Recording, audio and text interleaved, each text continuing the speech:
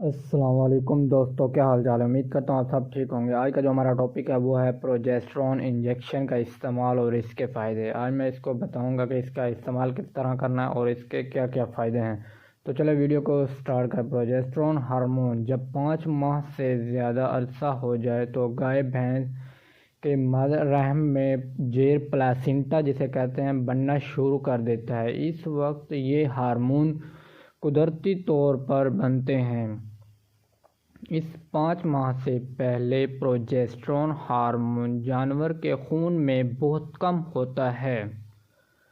جب بھی کوئی فارمر اپنے گبن بھینس کو آکسیٹوسن انجیکشن 5 ماہ سے کم گبن جانور کو لگاتا ہے تو اس بھینس کا مس کیریج ابارشن ہونے کا خطرہ بڑھ جاتا ہے، کیونکہ بچہ ماں کے ساتھ پلیسنٹم کے ساتھ جڑا ہوا نہیں ہوتا ہے۔ اس لیے جب بھی بچہ گرنے کا خطرہ محسوس ہو فوراً پروجیسٹرون انجیکشن لگاتے ہیں۔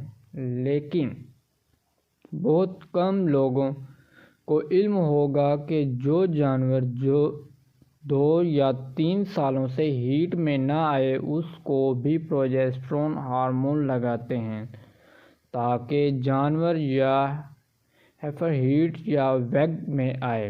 مندرجہ ذیل طریقہ 100% یا بچے اور کٹیاں گرم ہو کر گبن ہو جاتے ہیں، مگر شرط یہ ہے کہ شدید گرمی اور شدید سردی کا موسم نہ ہو اور جانور اپنے ماں کے جسم کے وزن کے 2/3 وزن کے ہوں۔ اس طریقہ میں پروجیسٹرون کو 10 cc چمڑے میں لگاتے ہیں اور ٹھیک 10 یا 11 دن بعد پروسٹا اور ڈیلمازائن ایمیٹوف لگاتے ہیں تو جانور فوراً ہیٹ میں آ جاتے ہیں۔ لیکن ضروری ہے کہ آپ ایسے جانوروں کا پہلے ڈی ورمنگ کریں اور منرل اور کالا گڑ دوسرے طریقے کو سلو ریلیز انٹرا کا تبدیل شدہ شکل ہے۔